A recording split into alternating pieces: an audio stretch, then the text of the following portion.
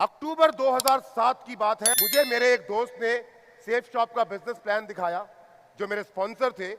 उस दिन मेरी बेटी का बर्थडे था और मैंने बिजनेस ज्वाइन करने से मना कर दिया। अक्टूबर 2007। और उसके बाद मैंने गोली देना शुरू कर दिया। ज्वाइन करने से मैं ज्वाइन करना चाहता नहीं था। जनवरी 2008 की बात है। मैं बिजनेस प्लान देखने के लगभग 2.5 महीने के बाद की बात है। मैं सेफ शॉप के ऑफिस में गया, जहां पे प्रेजेंटेशन हो रही थी, और उस प्रेजेंटेशन की क्लोजिंग कर रहे थे हमारे क्राउन लीडर और मेरे अपलाइन अजय सर। और अजय सर ने उस दिन स्टेज के ऊपर आकर के एक कहानी सुनाई, जो कहानी मेरे लिए बिल्कुल एक आश्चर्य था, दुनिया का 7वां अजूबा था। वो व्यक्ति जो सेफ शॉप का बिजनेस नहीं करना चाहता था, आज अगर आपके सामने एक मरकरी के रूप में खड़ा है। वो व्यक्ति जो एक फौज की नौकरी किया करता था, अगर आज एक सफल इंसान के रूप में, सफल बिजनेसमैन के रूप में जाना जाता है, तो उसके पीछे सिर्फ और सिर्फ जड़ में वो कहानी है, जिस कहानी को अपनी आंखों से आज आप देखने वाले हैं। उस दिन पहली बार मुझे पता चला कि सेफ शॉप कंपनी में एक श्याम सुंदर जी हुआ करते थे, जिनका जुलाई 2007 में एक्सीडेंट हो गया। और एक्सीडेंट होने के बाद परिवार का मुखिया इस दुनिया से चला गया। और इस दुनिया से चले जाने के बाद भी सेफ शॉप एक ऐसी कंपनी है जो उस परिवार को लगातार पैसे दे रही है। मैं रात भर सोचता रहा, जहां पे एक व्यक्ति इस दुनिया से चले गए और उनके जाने के बाद भी उस परिवार के पास में पैसा जा रहा है, और पैसा भी कैसा जा रहा है, बढ़ बढ़ के जा रहा है। सुना नहीं था कभी, यकीन नहीं हुआ। लेकिन इस बिजनेस की शुरुआत की जैसे आपने की। बिजनेस की शुरुआत करने के बाद उनके बारे में सुनता ही रहा, सिर्फ सुनता ही रहा। जब जिससे मिलो, हर सर से मिलो तो सुना, दीपक सर से मिलो तो सुना, सुनील मान सर से मिलो तो सुना, अजय सर से मिलो तो सुना, सुबोध जी से मिलो तो सुना। जिससे मिलो सिर्फ उनके बारे में सुना ही सुना। देखा तो क्या देखा, सक्सेस डे के एल्बम के पीछे पहली बार देखा 3 छोटे छोटे बच्चे, बीच में खड़ी उनकी मां और पीछे एक स्कॉर्पियो कार। कुछ दिन के बाद मैंने देखा कि सक्सेस डे के पीछे की वो फोटो बदल गई, वो बच्चे थोड़े से बड़े हो गए, कार दूसरी आ गई और पीछे एक सफेद रंग का मकान दिखना शुरू हो गया। कुछ दिनों के बाद वो फोटो फिर से बदली, बच्चे बड़े हो गए, कार स्कॉर्पियो की जगह पे फोर्ड एंडेवर हो गई, और घर जो था पीछे वो और ज्यादा आलीशान हो गया। एक मन में सवाल आया मेरे, और ये सवाल आज इस इंदिरा गांधी स्टेडियम में बैठे हर व्यक्ति के मन में होगा कि जो मैं उस फोटो में देख रहा हूं, जो मैं लोगों के मुंह से सुन रहा हूं, जो बातें, जो कहानियां सुनाई जा रही हैं, क्या वो कहानियां सच है या नहीं? है ना ये सवाल? कितने लोग यकीन से ये बात मानते हैं कि जो कहानियां श्याम सुंदर जी और उनके परिवार के बारे में आपको बताई गई हैं, जो बातें उस परिवार के बारे में आपको कही गई हैं, वो बातें सच है? आप में से कितने लोग मानते हैं इस बात को? यहां तो बोल दिया, बाहर जाकर के सवाल एक मन में खड़ा होता है कि ये सच है या नहीं। दोस्तों, आज वो दिन है जब हम इस कंपनी की 18वीं सालगिरह को मनाते हुए उस सच पे से पर्दा हमेशा हमेशा के लिए हटाने वाले हैं। आज के बाद आपकी कंपनी के बारे में, आज के बाद आपकी कंपनी की नीयत के बारे में, आज के बाद आपके परिवार के भविष्य के बारे में आपसे कोई माई का लाल सवाल नहीं पूछ पाएगा। दोस्तों, मैं चाहता हूं कि जिस परिवार को आपने और हमने पिछले 12 साल में सिर्फ और सिर्फ फोटोग्राफ में देखा है, हां, आज से 8 साल पहले सुषमा जी से हमें 10 कदम में मिलने का मौका मिला था, वो भी सिर्फ 1 मिनट का, दैट्स इट। तो जिस परिवार को हमने दूर से देखा है, आज वो परिवार आपसे मिलने के लिए, आपकी मोहब्बत देखने के लिए और आपका बड़ा दिल देखने के लिए इस हॉल में, इस ऑडिटोरियम में आपके बीच मौजूद है। मैं नाम लेने जा रहा हूं और इस मंच पे स्वागत कर रहा हूं Mrs Sushma, wife of late Shri Shyam Sundar, और उनके 3 बेटे, Mr Deepak, Mr Hemant and Mr Bhavesh on the stage please.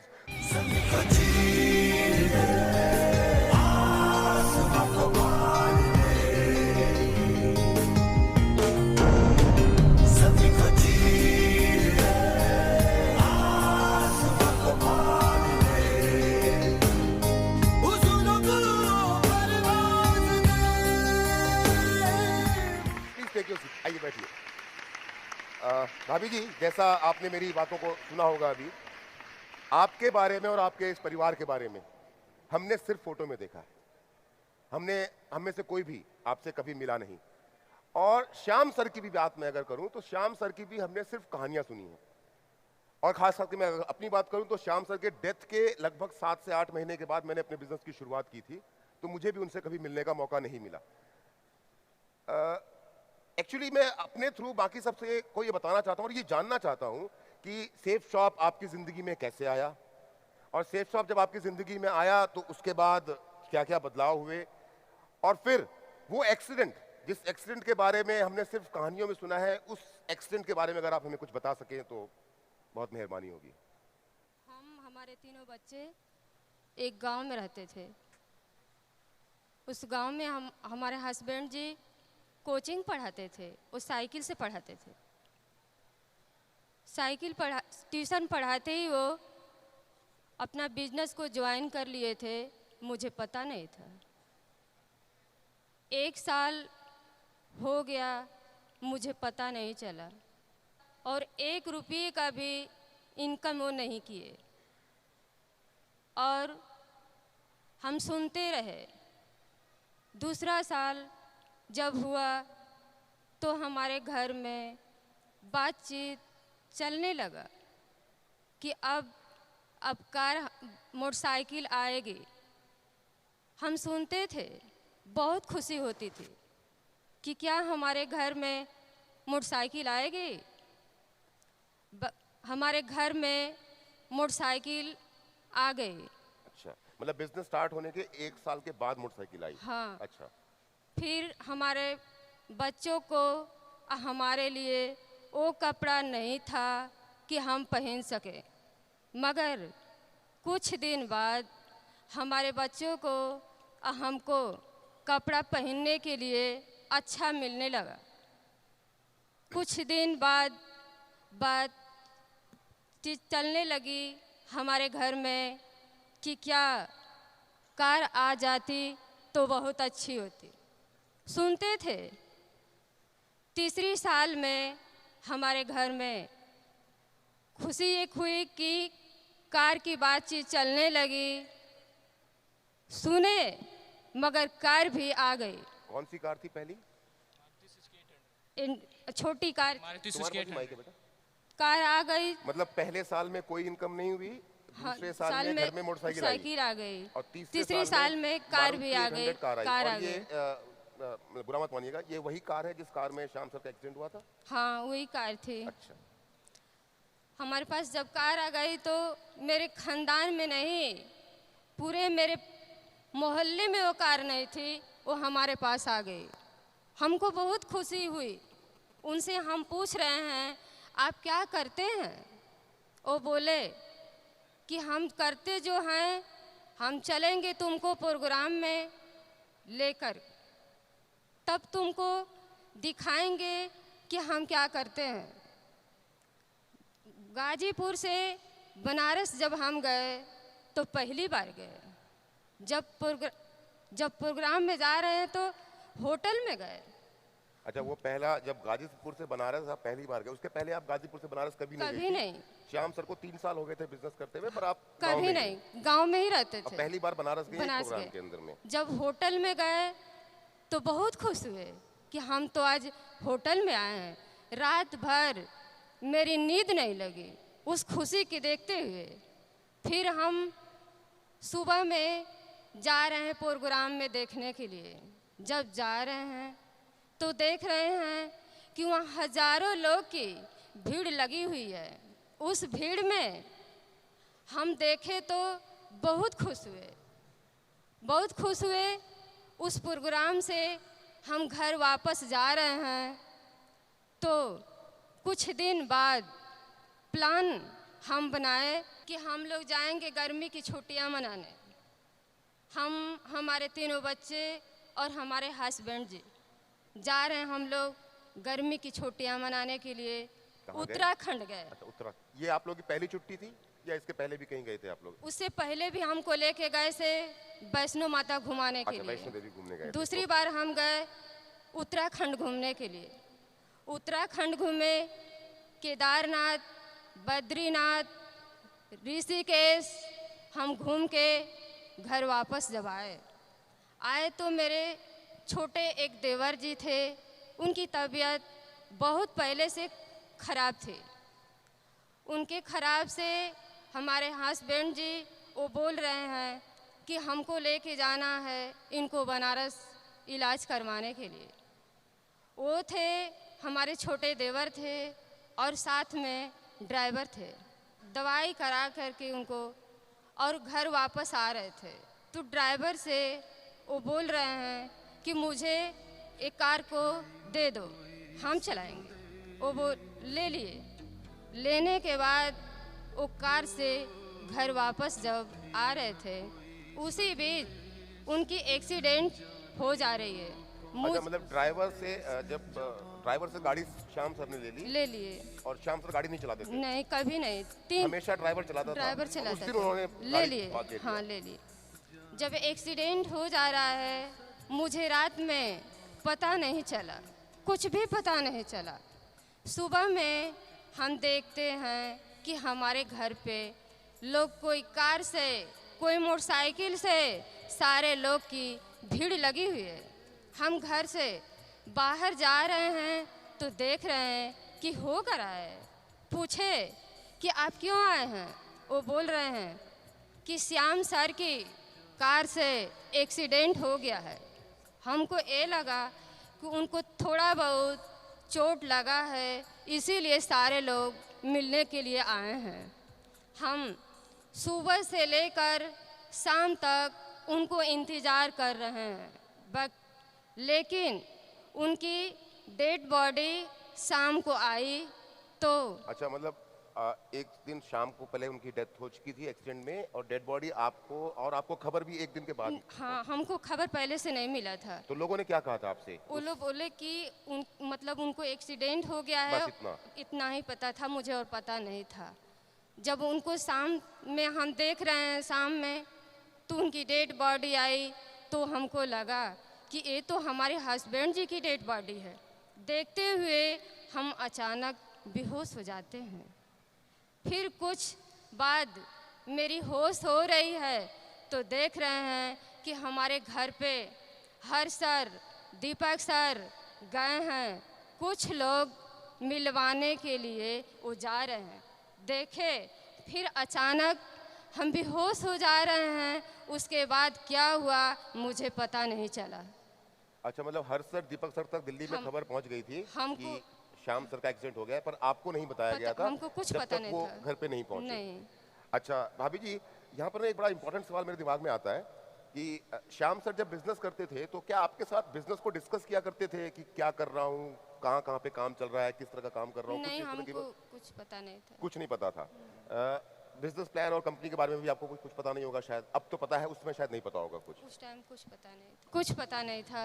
तो क्या आपको ये पता था कि जब श्याम सर की डेथ हो गई तो इंसान को एक झटके से बाहर निकलने में समय लगता है, क्योंकि इतना बड़ा हादसा हुआ परिवार में, कुछ जब दिन गुजरे होंगे, तो क्या आपको इस बात की खबर थी कि सेफ शॉप कंपनी किसी इंसान के ना रहने के बाद भी उसके परिवार को और उसके नॉमिनी को उसका पे आउट, जो उसके हिस्से का पैसा बनता है, वो देगी या देती है? ये क्या आपको पता था श्याम सर की डेथ के बाद? नहीं, मुझे कुछ पता नहीं। आपको कुछ नहीं पता था? आपके लिए एक तरह से दुनिया खत्म हो गई? हाँ, कुछ नहीं था, हमको पता ही नहीं था कि क्या हुआ, नहीं कुछ पता नहीं था। फिर आपको कब पता चला कि हाँ सेफ शॉप पैसा देगा आपको? ये बात आपको कब मालूम चली?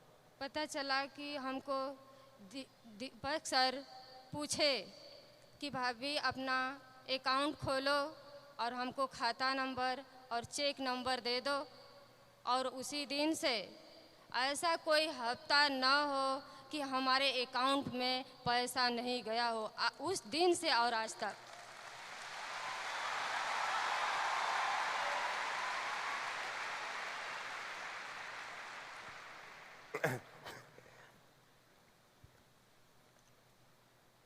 श्याम सर तो नहीं रहे इस दुनिया में, उनकी जगह कोई ले नहीं सकता कभी।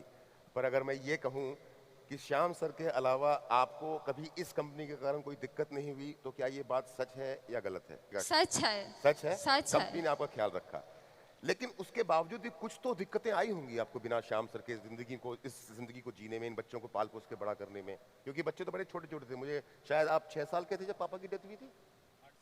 8 इयर्स। आप 8 इयर्स के थे। और आज आप कितने साल के हो गए? 19। 19 के। आप भावेश कितने साल के थे? Near about 1 to 2 years. आप 2 साल के थे और आज आप कितने साल के हो गए? 15 years old. 15 साल के। आप हेमंत? 4 या 5. 4 या 5 साल के अभी थे, 18. आज आप 18 साल के हो गए। तो ये 6 साल, 8 साल, 2 साल, 4 साल, 5 साल के बच्चों को पाल पोस के बड़ा करने में, समाज का मुकाबला करने में, ज़िंदगी को जीने में, रोज़मर्रा की ज़रूरतों को पूरा करने में दिक्कतें पेश आई या सब कुछ आराम से हो गया क्योंकि पैसा था? वो थे तो मुझे कोई प्रॉब्लम नहीं था, मगर उनके चल जाने के बाद मुझे बहुत प्रॉब्लम हुआ। हमारे घर का रीति रिवाज यही था कि आपको घर से बाहर नहीं जाना है, मगर हमारे बच्चों का समय से फीस नहीं जमा होता था, बच्चों का कोई बुक कापी किताब लेने के लिए होता था, तो मुझे बहुत सोचना पड़ता था। क्या आज होते तो हमको सोचना नहीं पड़ता। मतलब पैसा होते हुए भी फीस जमा नहीं हो पा रही है क्योंकि आप घर से बाहर नहीं जा सकते। घर से बाहर नहीं जाते थे। फिर बहुत कब आपने बाहर जाना शुरू किया फिर? जब प्रॉब्लम हमको खड़ा होने लगा, कोई घर परिवार से सपोर्ट नहीं मिला, तब हमको घर से बाहर निकलना पड़ा। अच्छा भाभी जी, एक बात पूछना चाहता हूँ कि श्याम सर की जब डेथ हुई थी तो श्याम सर ने उसके पहले क्या कोई इंश्योरेंस पॉलिसी वगैरह सेफ्टी के लिए कुछ ऐसा करवा के रखा था? किए थे मगर मुझे पता नहीं था। अच्छा, सर ने किया हुआ था लेकिन आपको पता नहीं था, फिर क्या हुआ? कुछ दिन बाद हमको पता चला, हम समय से प्रीमियम जमा नहीं कर पाए और मेरे पास कोई रसीद नहीं था कि उसके बारे में हम कहीं पूछने की ज़रूरत भी नहीं, हम पूछे भी नहीं और उससे 1 रुपया भी मुझे नहीं मिला। अच्छा, इंश्योरेंस पॉलिसी से आपको 1 रुपया भी नहीं मिला। कारण ये कि एक तो रसीद नहीं था और दूसरा कि शायद ये भी रहा होगा कि आप बाहर नहीं निकल सकती, कोई था नहीं आपकी हेल्प करने के लिए, ये भी एक कारण शायद हो सकता है। भाभी जी, एक सवाल पूछ रहा हूँ, बुरा मत मानिएगा, आप कितनी पढ़ी लिखी हैं? ज़्यादा तो नहीं पढ़ी हूँ, केवल मात्र 3-4 तक बस पढ़े हैं, ज़्यादा नहीं पढ़ी। 3वीं या 4वीं क्लास तक आपने पढ़ाई कर रखी नहीं। है, मतलब हल्का फुल्का पढ़ लेती हैं पर हाँ। उतना नहीं है। ये बड़ा इंपॉर्टेंट सवाल है, जवाब आप अपनी मर्जी से दीजिएगा। और ये सवाल मैंने आपसे आपके एजुकेशन के बारे में इसलिए पूछा है कि श्याम सर की डेथ हो गई, और प्लीज़ बुरा मत मानिएगा मैं बार बार इस शब्द को रिपीट कर रहा हूँ, अगर सेफ शॉप नहीं होता तो क्या होता? आज जो सेफ साफ नहीं होता तो जो हमारे तीनों बच्चे जो अच्छे कपड़ा पहन करके आज सबके सामने जो बैठे हैं, आज हम बैठ नहीं पाते। वाह वाह वाह वाह वाह। अब इसी से मिलता जुलता मेरा एक और सवाल है कि यहाँ पर तो सेफ शॉप है, तो सेफ शॉप के कारण आज ऐसा है कि इंदिरा गांधी स्टेडियम सजा हुआ है, तीनों बच्चे बड़े हो गए हैं, हजारों लोग आपको स्टेडियम में देख रहे हैं, लाखों लोग आपको फेसबुक लाइव और यूट्यूब के थ्रू देख रहे हैं। पर जनरली ऐसे परिवार जिनके परिवार का मुखिया बीच रास्ते में साथ छोड़ के चला जाता है, हम जिस समाज में रहते हैं बेटा, जिस सोसाइटी के हम लोग रहने वाले हैं, उस समाज में जिस परिवार का मुखिया बीच रास्ते में परिवार का साथ छोड़ के चला जाता है, ऐसे परिवारों के साथ क्या होता है इन जनरल? जब चले जाते हैं घर के मुखिया तो बहुत प्रॉब्लम होती है। हमको भी प्रॉब्लम हुआ कुछ दिन, जिनके घर के मुखिया नहीं रहते हैं तो अच्छे स्कूल में नहीं पढ़ पाते, उनकी सुविधाएं नहीं मिल पाती, मगर हमारे साथ ऐसा कुछ नहीं हुआ। सेफ साहब की बदौलत आज हमारे पास सब कुछ है। चलिए, आपने बच्चों की बात की, आपने, क्योंकि देखो एक बात तो यहाँ पर जो लोग यंग लोग हैं वो शायद बच्चों के इम्पोर्टेंस को ना समझ पाए, पर जिनके घरों में बच्चे हैं वो जानते हैं कि उनके माँ बाप जो भी काम करते हैं अपने बच्चों के लिए करते हैं। और अब मैं तीनों बच्चों से बात करने वाला हूं जो पहली बार आपके सामने अपनी ज़बान से कुछ बोलने वाले हैं। एक ज़ोरदार तालियां इन तीनों बच्चों के लिए। सबसे बड़े बेटे हैं दीपक। सबसे पहले मैं चाहूंगा कि आप अपने बारे, क्योंकि मैंने आपको फोटो में ना यहाँ से यहाँ तक बढ़ते हुए देखा है, पहली बार रूबरू हम सब आपके साथ पहली बार हो रहे हैं, आप अपने बारे में कुछ बताएं। Myself Deepak Kumar and I'm the elder son of my father.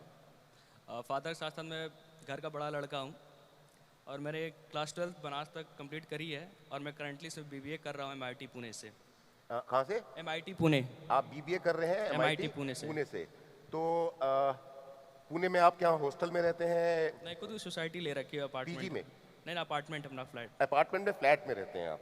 अकेले रहते हैं, दोस्तों के साथ रहते हैं? दोस्तों के साथ रहते कितने फ्रेंड एक साथ रहते हैं? हैं। 3। 3 दोस्त हैं जो एक अपार्टमेंट में एक साथ रहते हैं और पढ़ते हैं। खाना कौन बनाता है आप तीनों में से? कुक हायर कर रखा हमने। अच्छा, आप खाना नहीं बनाते, कुक हायर करके रखा हुआ है आपने। So nice. हेमंत, आप अपने बारे में बताएं। जब पापा थे तो मुझे एक गाजीपुर के ज़िले में एक अच्छे स्कूल में एडमिशन करवा रखे थे, वो MGRP स्कूल था।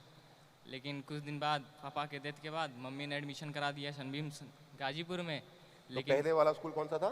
MGRP public school. MGRP public school. हाँ। उसके बाद फिर बाद में कुछ दिनों बाद मम्मी सोची कि नहीं, अब तुम्हें यहाँ पे नहीं पढ़ना है, तुमको सनबीम गाजीपुर में ही डाल देते हैं। ये पिताजी के डेथ के बाद। अच्छा, पिताजी के डेथ के हाँ। बाद आप तो कौन सा स्कूल बेटर था दोनों में से? अभी तो बेटर सनबीम गाजीपुर था। अच्छा, लेकिन फिर? कुछ दिनों बाद मम्मी की सोच कुछ और बढ़ी कि नहीं, तुमको गाजीपुर में ही नहीं पढ़ना है, बल्कि यूपी के नंबर 1 टेक हम बोर्डिंग स्कूल में डाल देंगे। अच्छा, हमको मम्मी बोर्डिंग स्कूल में ना डालो, लेकिन फिर भी मम्मी बोली नहीं, तुमको अच्छे से रहना है और अच्छे सोसाइटी में रहना है और ऐसे लाइफ नहीं जीना है। हम ठीक है मम्मी भेज दो, तो हमें नंबर 1 टेक हम बोर्डिंग स्कूल में डाल दी, जो अभी फिलहाल का बनारसी में है। क्या वो नाम है? सनबीम सन सिटी स्कूल है। सनबीम सन सिटी स्कूल जो, अच्छा हाँ, उसका तो बहुत नाम, क्योंकि बनारस एयरपोर्ट से बाहर निकलो तो सनबीम सन सिटी का ही हाँ। पूरा का पूरा जितनी होर्डिंग वो सबसे बड़ा स्कूल सबसे बड़ा वाराणसी स्कूल का। वो है। अभी तुमने एक बात कही, मम्मी की सोच बहुत बड़ी हुई। बेटा, मम्मी की सोच नहीं बड़ी हुई, तुम्हारे पापा की आईडी में चेक बड़ा होता चला गया धीरे धीरे करके। बुरा मत मानिएगा, हंसना भी बहुत जरूरी है। भावेश, आप बताइए अपने बारे में कुछ। Myself Bhavesh. Currently, I'm studying class 9 from Sunbeam Gazipur. I am the youngest son of my father and mother. After completing my 10th, for further studies, I would like to join Sunbeam Sun City. As my अच्छा, brother, same school में जाना as my चाहेंगे? brother told that it is the number 1 hostel and school in UP, Uttar Pradesh. So right. तो भावेश, आप अपनी पढ़ाई पूरी, because you are the youngest, आप सबसे Yes, छोटे बेटे हैं, yes. आपको तो पापा याद भी नहीं होंगे शायद, Yes. है ना? आप बड़े होकर के क्या करना चाहते हैं? फ्यूचर के क्या प्लान है आपके? After completing my studies, I would like to join civil service. Oh, so great, so nice, so nice. और दीपक, आप क्या करना चाहेंगे? I would like to join my company. अच्छा, you would like to join Safe Shop. भाई, हमको एक हाँ, Hemant. One of the successful entrepreneur. Oh, you want to become a जरूरत पड़ी तो सेफ शॉप तो है ही। अच्छा, भैया के लिए तो सेफ शॉप है ही, ये दूसरा कोई बिजनेस करेंगे। दीपक, जैसे मैंने भावेश से कहा कि भावेश को तो पापा का याद भी नहीं होगा, बहुत छोटा था। तुम बड़े थे, 8 साल के आसपास के थे, क्योंकि हमने और यहाँ पे बैठे ज़्यादातर लोगों ने ना तुम्हारे पापा को देखा भी नहीं है, मिले भी नहीं है, सिर्फ सुना ही सुना है उनके बारे में। तुम्हारे मुंह से जानना चाहते हैं तुम्हारे पापा की कुछ यादें जो तुम्हें अब भी याद हो, जो तुम्हें अब भी थोड़ा सा। क्लास सेकेंड में था मैं तब। जैसा सभी जानते हैं कि जैसे एनुअल पेपर खत्म होता है उसके बाद स्कॉलरशिप या डिस्ट्रीब्यूशन प्राइज डिस्ट्रीब्यूशन होती है, उसमें सेरेमनी होती है। तो I got first rank in class second. अच्छा, तो पेरेंट्स को बुलाया गया, जिसमें फादर हमारे अटेंड हुए उसमें। तो उनको स्पीच देनी पड़ी मेरे बारे में और मतलब स्कूल के बारे में। तो मुझे प्राउड मोमेंट फील होता है उस टाइम। अच्छा, मतलब आपके स्कूल में आपके पापा को बुलाया और आपके पापा ने स्टेज से खड़े होकर के आपकी पढ़ाई की? हाँ, पढ़ाई की। ऑब्वियसली, मैं भी अगर वहाँ होता तो मैं भी बहुत प्राउड फील करता। बहुत प्राउडफुली। और एक और, जैसे मुझे टॉयज़ के कलेक्शन बहुत पसंद थे। मुझे एक कार पसंद थी, बहुत एक्सपेंसिव थी उस टाइम की, 2000 की थी। कार मतलब खिलौने वाली कार या कुछ चलती वाली नहीं कार? नहीं, खिलौने वाली अच्छा, कार। खिलौने वाली कार। बहुत एक्सपेंसिव थी, तो बट मम्मी से बोला, तो मेरे फादर से बोलो आप। मैंने पापा से बोली, वो जिद करके मैंने गाड़ी उन्होंने दिला दी मुझे। तो मेरे लिए बहुत हसीन पल थे कि ताकि तो वो मुझे गाड़ी को आपने संभाल के रखा है पापा अभी भी की याद? रखी पड़ी अच्छा, है। अभी भी उस गाड़ी को अभी आपने भी पापा रखी की याद में संभाल के रखा हुआ है। सो nice of you, so nice. Hemant, तुम्हें कुछ याद है या बस हल्का फुल्का ही पापा का? हाँ, कुछ याद है। क्योंकि देखो, मैं पापा के बारे में बार बार इसलिए बोल रहा हूँ कि आज इस परिवार की जो पहचान है उसकी शुरुआत तो पापा से ही है ना, और जिंदगी भर उसकी पापा के नाम से ही रहेगी।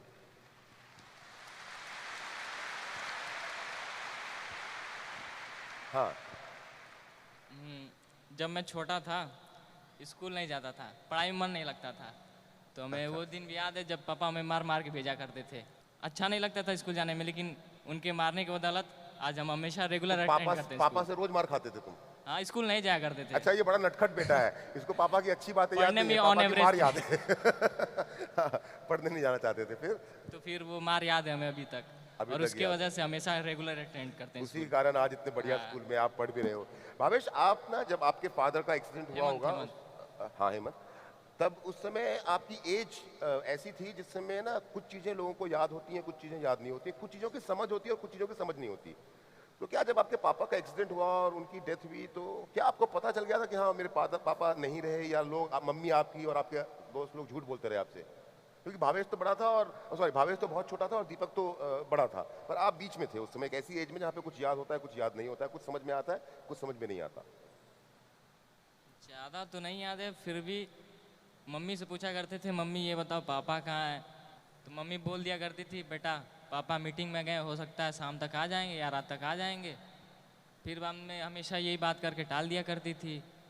तो फिर कुछ दिन बीते, कुछ महीने बीते, तो फिर बाद में आखिर में पता चल ही गया पापा नहीं रहे। आप में से किसी ने पापा की कोई वीडियो कुछ ऐसा देखा कभी? पहले की वीडियोस क्लिप देख रखे हैं अंकल, जो उनके डायमंड की प्रमोशन हुआ, डायमंड की ताल कटोरा प्रमोशन स्टेडियम। तुमने भावेश? मैंने भी डायमंड प्रोशन डायमंड प्रमोशन देखा है। हम एक वीडियो है जो श्याम सुंदर जी का, मैंने वही एक वीडियो देखा हुआ है और उसको हजारों लाखों करोड़ों लोगों को हमने दिखाया हुआ है, हम भी देखना और मैं एक बार चाहता हूँ कि हम भी उसको सब मिलकर के देखें। दोस्तों, देखना आसान, सुनना आसान, करना बहुत कठिन होता है। अगर मैं अपनी जिंदगी का नाम बताऊं तो उसका नाम सिक्योर लाइफ है।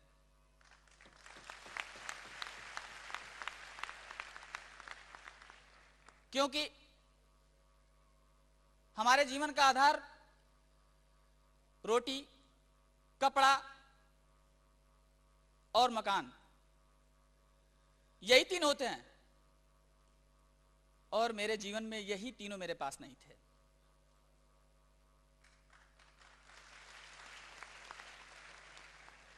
इतना ही नहीं, लाखों रुपए कर्ज के साथ मेरे सर से माता पिता का साया भी उठ गया था।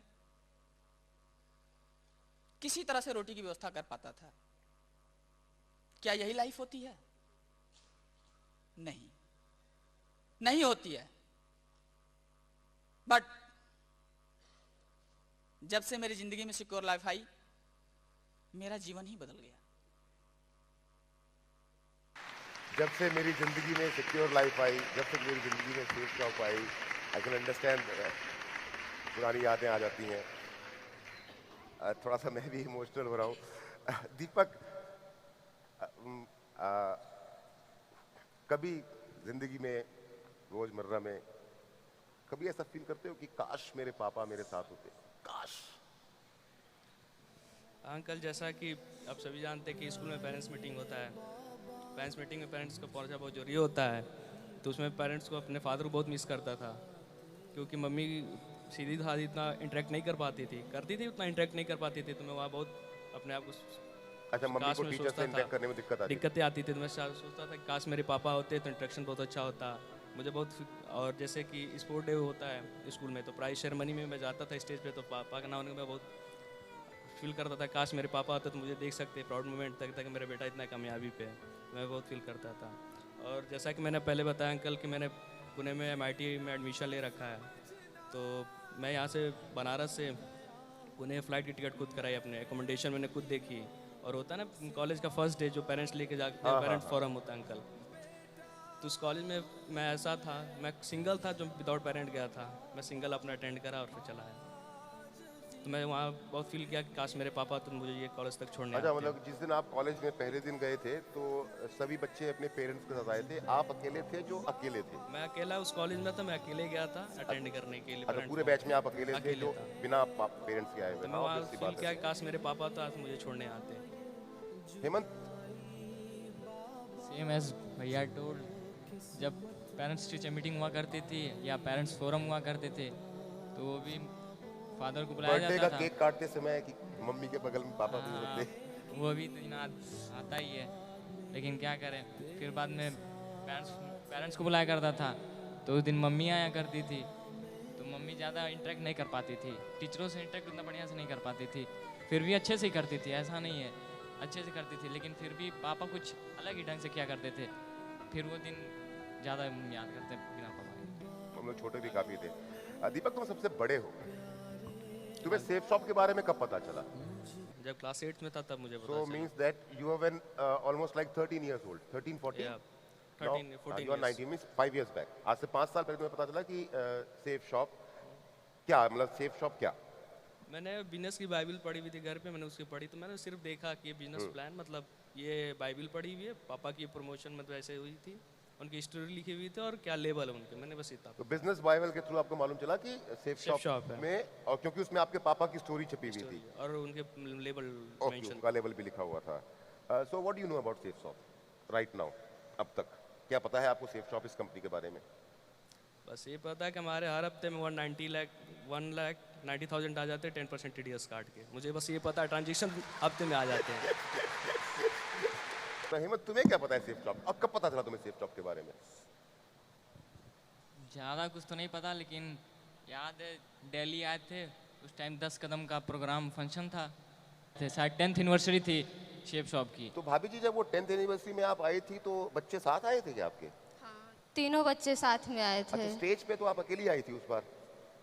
तीनों बच्चे नीचे थे, हम अकेले थे। अरे भाभी जी, आपकी वो वीडियो ना मैंने स्पेशली कटवा के रखी है, आपने सिर्फ 1 मिनट 30 सेकंड बात की है। श्याम सुंदर की मैं धर्म पत्नी हूँ, मेरा नाम सुषमा है, हमारे 3 बच्चे हैं और एक दिन अचानक उनकी दुर्घटना में उनकी मौत हो गई। भगवान ने ऐसे किसी के साथ न करे जो मेरे साथ हुआ है। जितनी यहाँ पे महिलाएं बैठी हैं, अपनी अपनी पति को सहयोग दें कि ये बिजनेस मेरा हमेशा कामयाब हो।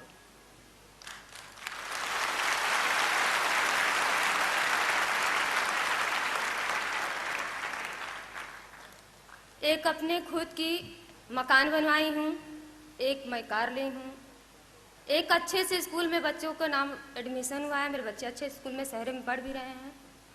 और दीपक सर का प्यार और हर सर का प्यार, डायरेक्टर का प्यार मुझे हमेशा मिलता है।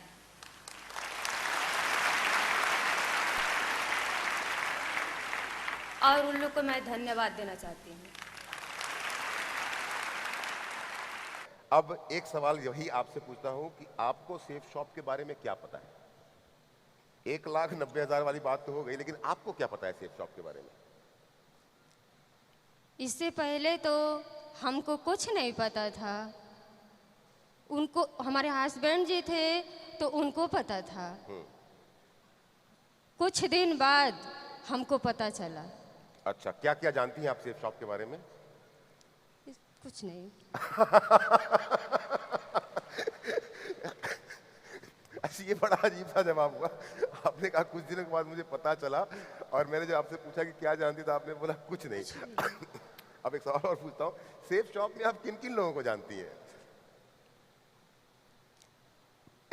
हमारे दुख सुख में हर सर और दीपक सर मिले तो उनको हम जाने। कुछ दिन पहले आपको देखे, आज आप हमारे सामने बैठे हैं। तो आप इतनी बड़ी कंपनी के अंदर में हर्ष सर, दीपक सर के अलावा, और हमारी मुलाकात तो इसी इंटरव्यू के लिए आज से 4 महीने पहले हुई थी कि आपको जब बताया गया था कि इंटरव्यू होगा। आप हर्ष सर, दीपक सर के अलावा किसी को नहीं जानते थे। हेमंत, आप किसी को जानते हो सेफ शॉप के अंदर में? अब ये मत बोलना आपको जानता हूँ, क्योंकि हम सामने बैठे हुए हैं। मेरे अलावा किसी को जानते हो? नहीं, सिर्फ दीपक अंकल और हर्ष अंकल। आप सिर्फ दीपक अंकल को जानते हो। दीपक, आप किन किन को जानते हो सेफ शॉप के अंदर में? मैंने तो स्टार्टिंग से हर्ष अंकल और दीपक अंकल को जाना, शुरू से अंत तक मुझे सपोर्ट किया। हर्ष अंकल को, दीपक अंकल को। और पिछले 3 महीने पहले आपसे ऑफिस में मिला था, मैं आपको जानता हूँ। और अजय अंकल को मैं मिला था ऑफिस में, इंट्रैक्शन सेशन नहीं मिला, फिर भी वहाँ जानता हूँ। और मान अंकल को मैं जानता हूँ ऑफिस में, उनसे भी इंट्रैक्शन। अब मैं तुम्हारे उस सवाल पे आता हूँ, जो सवाल क्योंकि मुझे भाभी से भी पूछना था और दीपक से, हेमंत से भी पूछना था।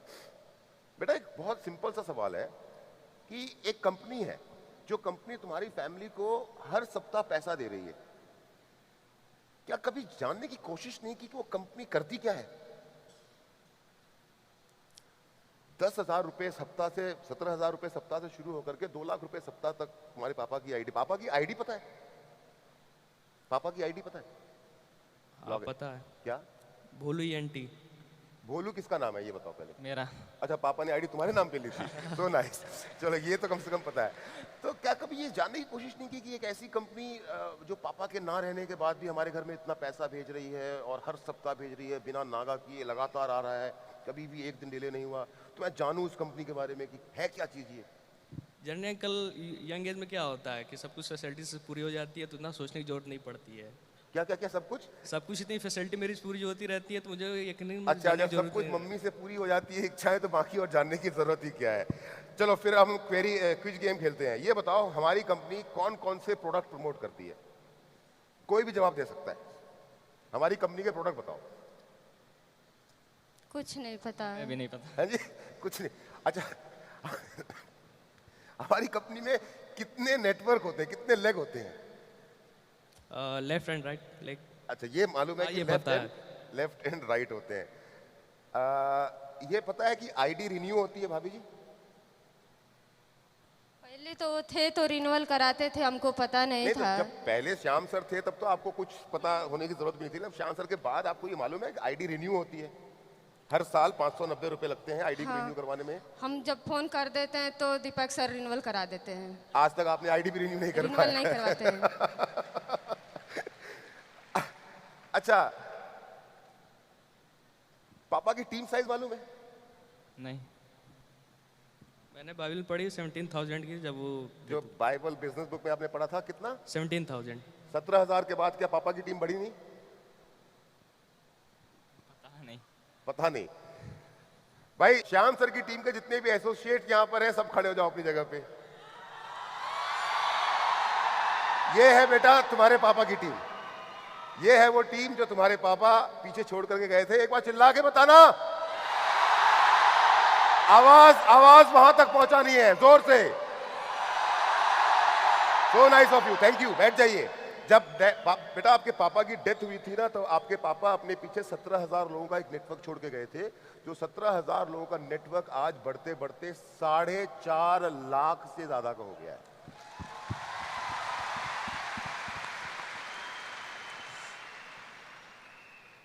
दीपक, अब इसी से मिलता जुलता एक और सवाल है कि तुम अपनी पापा की टीम में किन किन लोगों को जानते हो? तुम्हारी जो पापा की जो मैंने बात कही 17,000 से 4.5 लाख की टीम है, इस टीम के अंदर में, क्योंकि तुम सबसे बड़े हो, किन किन लोगों को जानते हो? और तुम क्योंकि यूट्यूब और फेसबुक पे हो, इसलिए सवाल मैं तुमसे पूछ रहा हूँ। प्रदीप मिश्रा। प्रदीप मिश्रा अंकल को जानते हो? जानता हूँ। कैसे जानते हो प्रदीप मिश्रा अंकल को? मेरी मरकरी की प्रमोशन थी वाराणसी में, तो उन्होंने पिकअप करने के लिए होटल आए हुए थे। पूरा शुरू से बताओ। वाराणसी में प्रमोशन थी, मरकरी प्रमोशन अपनी अच्छा, थी। तुम तो लोग होटल की से वो मरकरी पिकअप में। करने के लिए आए हुए थे, तो उनसे इंटरेक्शन हुई थी हमारी, तब से मैं जानता हूँ। उसके अलावा? उसके अलावा नहीं। प्रदीप जी कहां पर हैं आप? प्रदीप जी 1 मिनट के लिए स्टेज पे आएंगे प्लीज? जोरदार तालियां हमारे वीनस लीडर प्रदीप मिश्रा जी के लिए। आप बैठे रहो। ये मैं इसलिए आपको बता रहा हूं कि जब श्याम सर जी की डेथ हुई थी, तब प्रदीप मिश्रा जी, जिनका नाम अभी दीपक ने लिया, इनकी टीम हुआ करती थी मात्र 50 लोगों की। कितनी? And now my dear friend, my younger brother is leading a team of more than 90,000 associate, 90,000 अगले मरकरी हैं हमारे। और एक मेरा और पर्पस है प्रदीप जी को यहाँ बुलाने से पहले। सुषमा जी ने अपने इंटरव्यू में एक बात हमको बताई कि श्याम सर का जब एक्सीडेंट हुआ तो उनको 24 घंटे तक किसी ने बताया ही नहीं कि उनका एक्सीडेंट हो गया है।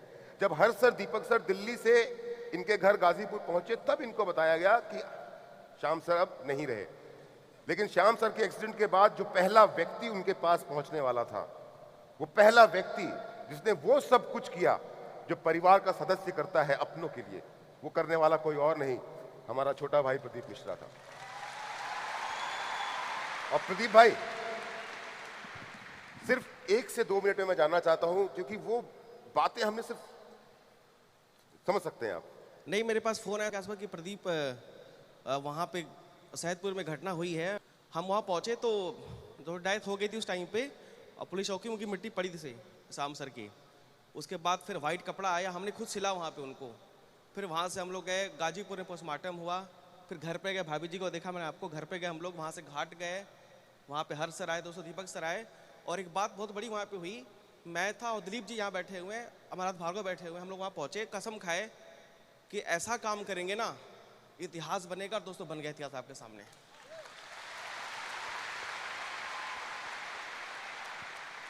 और अभी तो बहुत कुछ करना बाकी है फ्रेंड्स, अभी तो बहुत कुछ करना बाकी है। Thank you Pradeep ji, so nice of you, thank you. Shyam ji की डेथ के बाद आपने जो कसम खाई है उस कसम को मरते दम तक निभाएंगे हम।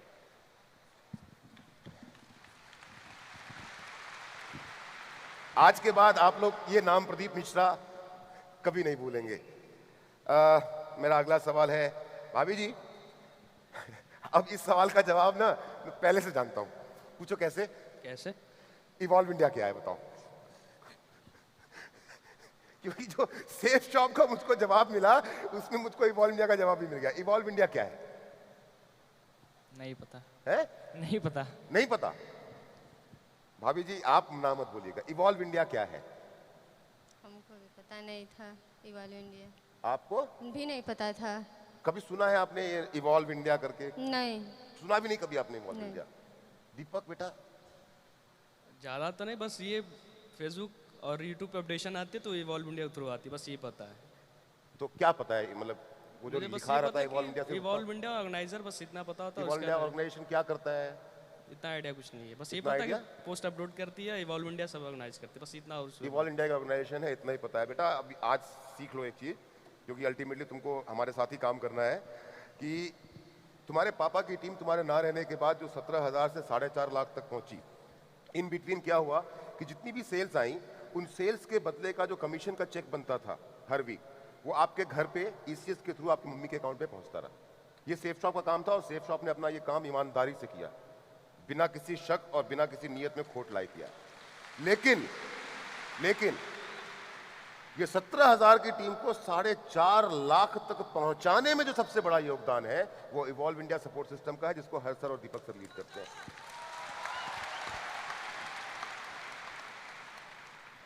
भाभी जी, आपकी श्याम सर का जब एक्सीडेंट हुआ था तो उसके पहले शादी के कितने साल हो चुके थे?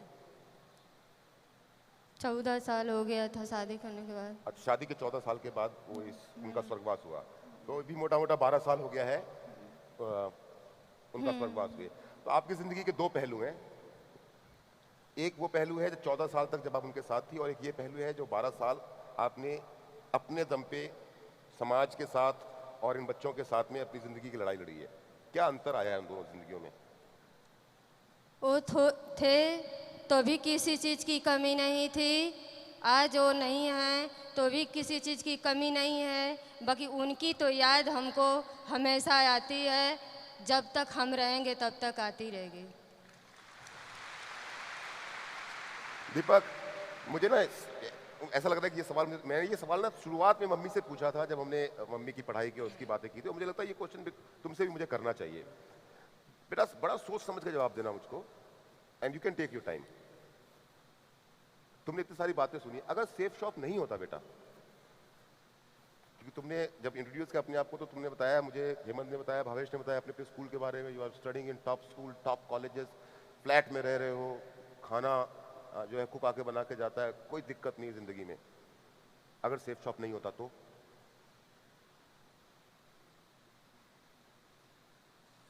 जर्नी अंकल, मैंने क्लास 12 वाराणसी में पूरी करी है अपनी, वाराणसी में कंप्लीट करी है अपनी, बनारस में रह के। तो मैं वहाँ रहा हूँ और वहाँ से मैं पुणे चला आया, शिफ्ट हो गया। तो ऑलमोस्ट मैंने इंडिया के सारे टॉप मोस्ट सिटी में ट्रेवल कर चुका हूँ, और वहाँ देखता हूँ रेस्टोरेंट, होटल या फिर ढाबा जैसे वगैरह, तो जो 16 से 18 के बीच में कम उम्र के बच्चे जो काम करते हैं, तो शायद हमारे जीवन में सेफ शॉप नहीं होता तो मेरे फादर के ना होने के बाद मैं उस रेस्टोरेंट या ढाबे या फिर होटल में काम किया करता। इतनी छोटी उम्र में बाहर निकलना पड़ता, मैं घर में चलाने नहीं, अगर के लिए। मैं नहीं कहता कि ढाबे या रेस्टोरेंट में, लेकिन अगर मैं सच बताऊं कि जिन परिवार को तो ऐसा होता है, उन परिवार के जो बड़े बच्चे होते हैं, लड़के हो या लड़कियां हो, उनको बहुत कम उम्र में अपने घरों से बाहर निकलना पड़ता है। निकलना पड़ता है 17-18 साल की उम्र में नौकरी करना, स्ट्रगल करना शुरू करना पड़ता है, जिसकी आज तुम तीनों में से किसी की जरूरत नहीं है। और अगर भाभी जी, अगर मेरी बात गलत हो तो आप ना कर सकती हैं। श्याम सर इतना कुछ तो करके चले गए कि अब इन तीनों बच्चों को जिंदगी भर कुछ करने की जरूरत नहीं पड़ेगी। नहीं, करने की कोई ज़रूरत नहीं, इतना करके गए हैं कि सोचने की ज़रूरत ही नहीं है। तो जब अगर यही बात है कि सोचने की जरूरत नहीं है, तो मुझे ये बताइए कि क्या क्या करके गए हैं श्याम जी ना रहने के बाद भी? क्या क्या प्रॉपर्टीज, घर, गाड़ी, बंगला, क्या क्या बनाया है आपने? हम हमारे तीनों बच्चे हम गांव में रहा करते थे। उस गांव का नाम है गोविंदपुर, गाजीपुर जिला। हमारे बच्चों को वो सुविधा नहीं मिलता था, इसीलिए हम गांव से किराया की मकान में आ गए। अच्छा, ये श्याम सर जब तक थे तब तक आप लोग गांव में ही रहे हैं? हाँ, हम गांव अच्छा, में रहते। उनके टाइम पे आप गाजीपुर शिफ्ट नहीं किए थे? नहीं, श्याम सर के जाने के बाद आप लोग गाजीपुर शिफ्ट किए, और वो भी किराए पे? किराए के मकान में थे 1.5 साल। 1.5 साल। अच्छा। अब हमको ये लगा कि हम कितना दिन तक किराया की मकान में रहेंगे। अब हमको ये लगा कि हम क्यों ना अपने के लिए खुद का मकान बनवा लें। एक छोटा नहीं, बहुत बड़ा प्लाट हमने खरीद रखा। कहाँ पे? गाजीपुर में। कितना बड़ा प्लॉट? वो 3 बीसे का प्लाट है। 3 बीसा मतलब लगभग 3000 स्क्वायर फीट का। Very good. उस प्लाट। अच्छा, वो यही है? हैं? हाँ, ये आप ही का घर है ना? हाँ, ये चलिए, ये घर बड़ा फेमस है, जानते हो कि नहीं जानते हो? है ना? हाँ, बताइए, इस घर के बारे में बताइए आप। इतना घर बड़ा बनाए हैं आज कि उस घर में कोई रहने वाला भी नहीं है। क्यों? इसलिए कि हमारा बड़ा बेटा एक पुणे में रहता है। हाँ। और उससे जो छोटा बेटा है वो बनारस में रहता है। एक उससे जो छोटा बेटा है वो गाजीपुर मेरे साथ रहता है। अच्छा, इस घर के अंदर में सिर्फ आप और भावेश रहते हैं, बाकी तो आप दोनों हॉस्टल में रहते हैं और अपनी पढ़ाई पूरी कर रहे हैं। चलिए, बस यही एक घर प्रॉपर्टी? नहीं, इसके अलावा भी प्रॉपर्टी मेरा 2 प्लाट गाजीपुर में है। कितने का है? एक छोटा दूसरा प्लाट है जो कि 50 लाख का है। गाजीपुर में 50 लाख का? गाजीपुर इसके में। अलावा? अच्छा, और एक जो तीसरा प्लाट है जो कि मेरा खुद का 1 करोड़ का है। 1 करोड़ का है? हाँ। और मैंने मुझे 1 करोड़ से बात याद आई कि आज से 3-4-5 महीने पहले मेरे को दीपक सर एक दिन कहानी सुना रहे थे कि श्याम सर की एक जमीन को सरकार ने अधिग्रहण कर लिया है, जिसपे हाईवे बनने वाला है। उसका कितना पैसा मिलना है आपको? उसमें 4 लेंथ में मेरा जमीन जा रहा है, जिसमें वो 1 नहीं 1.5 करोड़ रुपया मिलने वाला है। अच्छा, सरकार से 1.5 करोड़ रुपए का मुआवजा मिलने वाला है। तो आपने बेसिकली क्या है कि सारी की सारी प्रॉपर्टीज अपनी गाजीपुर में ही बहुत सारी अलग अलग प्रॉपर्टीज बनाई है, उसके अलावा भी कहीं पे? उसके अलावा भी मेरा प्रॉपर्टी है। एक प्लाट मेरा बनारस में है जो कि 1.5 करोड़ का प्लाट है। 1.5 करोड़ का प्लॉट बनारस में है? गाजीपुर और बनारस के अलावा कहीं और? उसके अलावा भी मेरा एक प्लाट है जो कि लखनऊ में अंसल ग्रुप में है, जो कि 2 करोड़ का प्लाट है। ये है? यही है आपका प्लॉट? यही है ना? यही है। सिर्फ प्लॉट या कुछ और गाड़ी है। वाड़ी? और मेरे पास पहले एक थे, हमारे हस्बैंड जी का कार था, वो छोटी कार थी। उसके अलावा एक हमने स्मार्ट कार वो स्कॉर्पियो लिए हैं, टॉप मॉडल स्कॉर्पियो है। हाँ। उसके बाद भी एक मेरा खुद का 4 इंडेवर कार जो कि 40 लाख की है। अच्छा, इनके अलावा 40 लाख रुपए का 4 एंडेवर कार है ये वाला? Okay, so nice. अब जो मुद्दे की बात है वो ये है, आप पढ़ी लिखी ज्यादा है नहीं? नहीं पढ़े हैं। नहीं पढ़ी लिखी है। क्या सेफ शॉप के अलावा आपके पास पैसे आने का, कमाई का कोई जरिया है? गांव घर में, वो गांव का नाम क्या बताया था आपने? गोविंदपुर। गोविंदपुर में जमीन बेच के आपने ये सब कुछ खरीदा? नहीं, तो ये पैसा आया कहां से? ये पैसा हमारा सेठ साहब की बदौलत सारा पैसा मानता ही है। नहीं, मैं कोई नहीं मानता। नहीं, सेठ साहब की मैं- बदौलत है। मुझसे लोग ये सवाल पूछते हैं कि सेफ शॉप तो पैसा देता ही नहीं है। अंकल वेट एक बात बताता हूँ।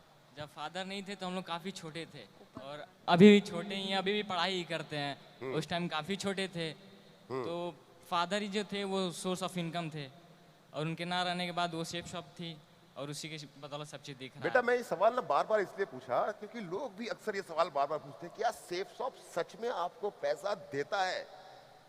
और शेफ शॉप नहीं होता तो आज हमारा वजूद नहीं होता, आज मैं यहाँ बैठा नहीं होता, आपके सामने मैं स्पीच नहीं दे पाता। बुरा मत मानिएगा मेरी बात का, मैं यही जवाब आपसे एक्सपेक्ट कर रहा था, यही सवाल लोग हमसे पूछते नहीं हैं। नहीं, लोग कोई कंफ्यूजन ना रखे, आज जो भी है तो शेफ शॉप की बदौलत है यहाँ पे। दीपक, अभी हमने मम्मी ने वो कार की बात बताई, मुझे मालूम है कि ये फोर्ड एंडेवर कार तुमने अपने बर्थडे पे एक फैमिली गिफ्ट के रूप में खरीदी। when you turned 18, जब तुम 18 साल के हुए, so you decided that now you can drive, legally drive, so you purchased this car. Is it right? Yeah, it's right. ये कार कितने की है बेटा? 40 lakh. 18 साल की 18वीं बर्थडे पे, अपने 18th बर्थडे पे एक लड़का अपने आप को खुद फैमिली के साथ डिस्कस करके एक कार गिफ्ट करता है जिसकी कीमत कितनी है बेटा? फिर से बोलना। 40 lakh. 14 या 40? 40. 40 40 लाख. 40 लाख रुपए की कार खुद को गिफ्ट करता है। ना तालीस पे मत बजाओ, तालीस पे मत बजाओ। मुझे दीपक सर के थ्रू पता चला है कि इस कार को खरीदने के पीछे एक बड़ी इंटरेस्टिंग सी कहानी है। याद है कुछ? कौन सी स्टोरी है? जब तुम ये कार खरीदने के लिए जा रहे थे तो कुछ लोन रिजेक्ट हो गया था। लोन मिलना मना कर दिया था ना किसी ने? रिजेक्ट हो गया था। है? अगर तुम्हें बुरा ना लगे तो क्या वो कहानी सुनाना चाहोगे? बिल्कुल बिल्कुल। एक्चुअली वो अंकल की हमें लेनी थी मर्सिडीज बेंच। थोड़ा बाइक में पास में। मर्सिडीज बेंच लेनी थी अपने को, बट गाजीपुर के वैसे रोड कंजेशन नहीं थी, इसलिए हमने एसयूवी ट्राई करी। तो अपने मतलब बातचीत करी हम लोगों ने, तो हमने सोचा फोर्ड इंडेवर ले लेते हैं, वो अपने लिए कंफर्टेबल पड़ी। तो हमारी थिंकिंग ये थी कि 20 लाख कैश दे देते हैं, 20 लाख लोन ले लेते हैं। तो हमने 50,000 दे के एजेंसी में मैंने गाड़ी बुक कर दी। अच्छा, 20 लाख रुपया आपको डाउन पेमेंट करना था, 20 लाख का लोन था, 50,000 रुपया आपने एडवांस दे करके गाड़ी बुक करवा ली। ओके। और 2-3 दिन बाद पता चलता है कि मेरा लोन रिजेक्ट हो गया है। अच्छा, लोन रिजेक्ट हो गया। 20 लाख का लोन रिजेक्ट हो गया। तो ये पता करने के लिए मैं एजेंसी शोरूम में जाता हूँ। तो मैं सेल्स मैनेजर से मिलता हूँ, तो बोलता है सर आपका मतलब कैंसिल होगा, आप जीएम सर से बात करो, जनरल मैनेजर जो आपके। तो मैं कैबिन में जाता हूँ, बैठता हूँ, बात करता हूँ। तो कहता है, तो मैं उसको अपनी ट्रांजेक्शन दिखाता हूँ, आरटीआर दिखाता हूँ, आरटीजी जितने भी रहते हैं और बैंक स्टेटमेंट, उनको सारी चीज़। क्यों किया? मतलब ये पहले कागज नहीं दिए थे आपने? सब कुछ था अवेलेबल, सब कुछ मैंने सबमिट सारे पेपर दिए थे आपने, आईटीआर वाईटीआर सब दिया था? सब कुछ मैंने उनको सब कुछ दिखाया। तो उनका बस यही कहना था कि दिख तो सब रहा है बट बिलीव नहीं हो रहा है।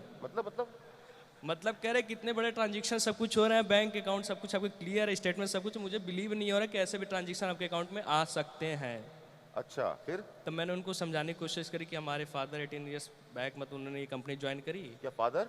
मतलब 18 ईयर्स बैक उन्होंने पहले पापा ने 18 साल पहले कंपनी ज्वाइन करी है, काम स्टार्ट किया। और उसके बाद मतलब ऐसे आता है ट्रांजेक्शन। तो कह रहा है कि पिताजी को गए 12 साल हो गए, तो मेंशन नहीं है। तो मैंने बताया कि मम्मी मतलब फर्दर वर्क करते हैं, उनके नाम पे आता है।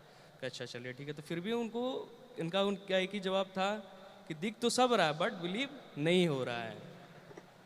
फिर तो क्या हुआ? घंटों प्रयास करने के बाद मैंने दीपक अंकल को फ़ोन किया कि दीपक अंकल ऐसी सी बात है। तो उन्होंने कहा अच्छा ठीक बेटा फ़ोन दो, मैं उनको समझाता हूँ। तो अंकल ने भी घंटों प्रयास करी, कहा कि देखिए। फिर दीपक सर ने किसको? जीएम को समझाने की कोशिश करी। तो उन्होंने भी अंकल ने समझाया कि देखिए इनके फादर थे, ऐसा ऐसा किया इन्होंने, फिर इनको आप पेपर्स देख लो सब कुछ। बट वो उनका सब देखी था, दिख तो सब रहा है, सब कुछ है यहाँ पे, लेकिन मुझे बिलीव नहीं हो रहा है कि ऐसे भी ट्रांजेक्शन आ सकते हैं या फिर ऐसे भी पैसा आपको हर हफ्ते आ सकते हैं।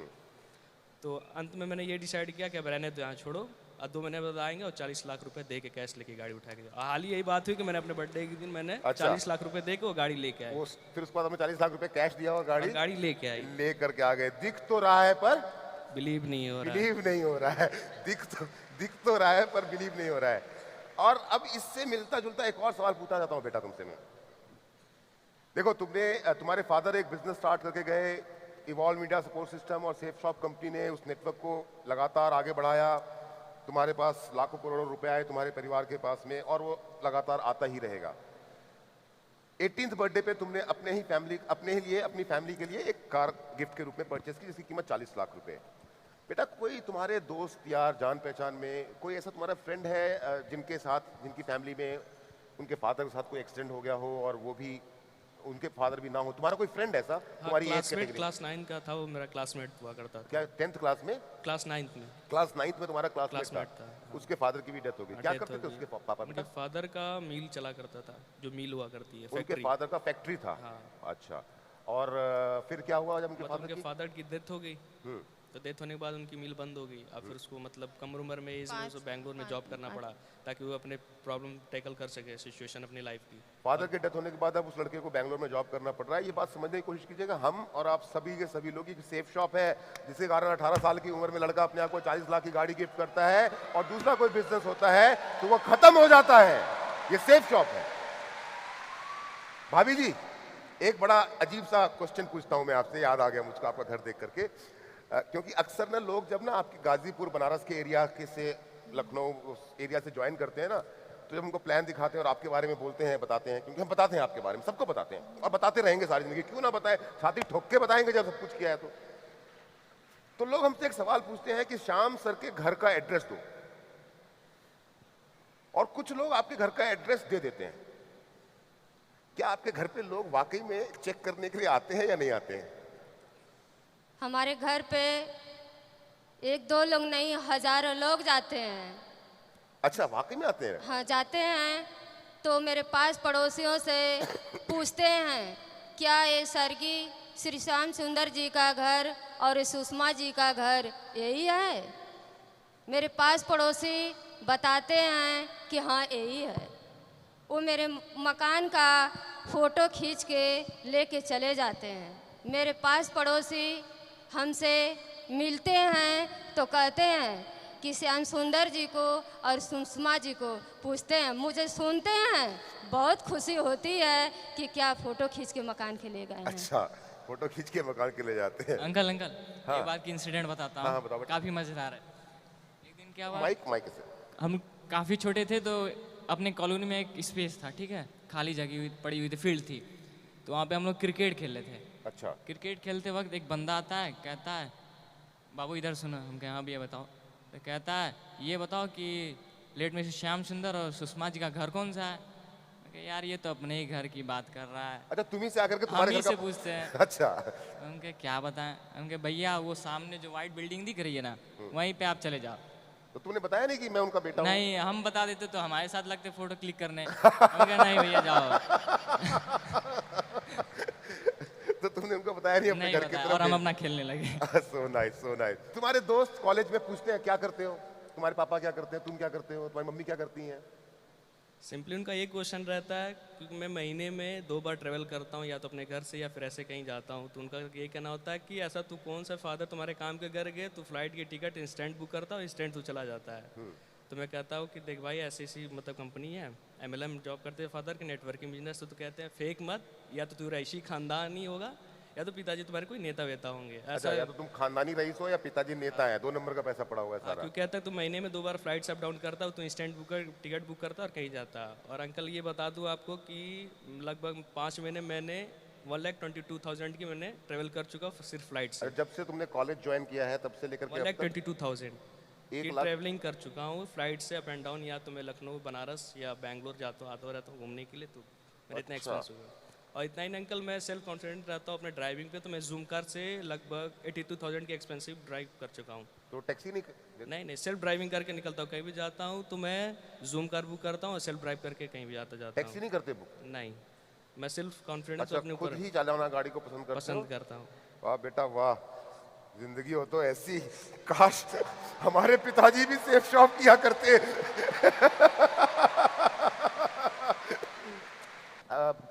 हेमंत, आखिरी बार तुम, अब उसने तो अपने जहाज की बात बताई, आखिरी बार तुम ट्रेन में कब बैठे ये बताओ मुझको। काफी दिन हो गए, वही पता है ना 10 कदम वाला प्रोग्राम था दिल्ली में, जब आया था उसी दिन बस बैठा था। अच्छा, आज से 8 साल पहले 10 कदम के लिए बैठे थे, उसके बाद नहीं बैठे कभी? हाँ जी। आखिरी बार बस में कब तुम में से कोई बैठा है? तीनों भाइयों में से आखिरी बार बस का सफर कब किया तुमने? बस जो सड़क पे चलती है। नियर अबाउट 3 ईयर्स से 3 साल पहले। कहाँ गए थे? वाराणसी से लखनऊ तक गया था। वाराणसी से लखनऊ यूपी स्टेट ट्रांसपोर्ट की बस से गए थे? नहीं, वॉल्वो एसी बस अंकल। बेटा मैं वॉल्वो एसी की बात नहीं कर रहा, मैं उस बस की बात कर रहा हूँ जो सड़क में घूमती है शहर के अंदर नहीं, में। उसकी नौबत ही नहीं है कि मैं उसमें जाके बैठ उस सकूं। बस में कभी नहीं बैठे तुम लोग? नहीं, कभी नहीं बैठे? ट्रैवल करते हो तो याद भाई? नहीं है, लेकिन अभी तक तो याद नहीं है हमें। अच्छा, जिंदगी के बारे में क्या सोचते हो, यहां से आगे क्या होगा, क्या लगता है? यहाँ से ज़िंदगी बहुत हसीन दिखती है, और जितने भी सपने मेरे पूरे होते हैं वो सिर्फ शॉप की बदौलत पूरे होते हैं, मैं ये कहना चाहता हूँ। आपको अपने बच्चों का भविष्य क्या दिखता है? अगर ये सेफ साफ नहीं होता तो हम हमारे जो बच्चे अच्छे से बैठे हैं देखते नहीं हम लोग। तो इसी बात में मैं आप इस इंटरव्यू को समाप्त करूंगा, या और कुछ पूछना बाकी है? अंकल एक और मैसेज मैं देना कुछ चाहता बाकी है? हो गया? हाँ बेटा, क्या बोल रहे थे? अंकल सभी जानते हैं, या पूरी दुनिया कहती है मुझसे कि तुम्हारे पिता का शायद उठ गया है, मेरे ऊपर से साया उठ चुका है। लेकिन हर एक सिक्के के 2 पहलू होते हैं, जिसमें पहला पहलू ये सच है कि मेरे पिता का साया उठ चुका है, लेकिन दूसरे पहलू में बात एकदम झूठी है। लोग कहते हैं कि तुम्हारा कोई केयर करने वाला नहीं है, फिर कोई गाइड नहीं करने वाला, लेकिन ये सर झूठ है। क्योंकि मेरे ऊपर ऐसे 2 हाथ हैं जो कभी पिता की कमी खलने नहीं दी, और वो नाम है हर्ष अंकल और दीपक अंकल, जिन्होंने मुझे निरंतर सपोर्ट किया। यहाँ तक कि मुझे अभी कोई सपोर्ट चाहिए होती है, अगर मैं 24/7 कभी भी कॉल करूं, तुरंत मुझे कॉल बैक आता है, हाँ अंकल बेटा तुम्हें क्या प्रॉब्लम है, क्या गाइडलाइन चाहिए। तो मैं कभी भी फ़ोन करता हूं, फ़ोन पिकअप होता है और कहते कोई प्रॉब्लम है तो मुझे कॉल कर लिया करो 24/7। तो मैं अपने अंकल को और शेफ साहब को बहुत बहुत धन्यवाद देना चाहूँगा कि मैं इस मुकाम पर यहाँ तक पहुँचा हूँ उन लोग की वजह से। हम भी हर्ष सर और दीपक सर को धन्यवाद देना चाहेंगे इस बात के लिए कि आपने सर उस सपने को संजो के रखा जिस सपने को श्याम सर ने देखा था। बहुत बहुत शुक्रिया आप सभी लोगों का, thank you very much, so nice, बहुत अच्छा लगा मुझे आपसे। गुनाहों की दलदल से आजाद हो जा, सारे मसले नीचे रह जाए, ऐसे है गुजरा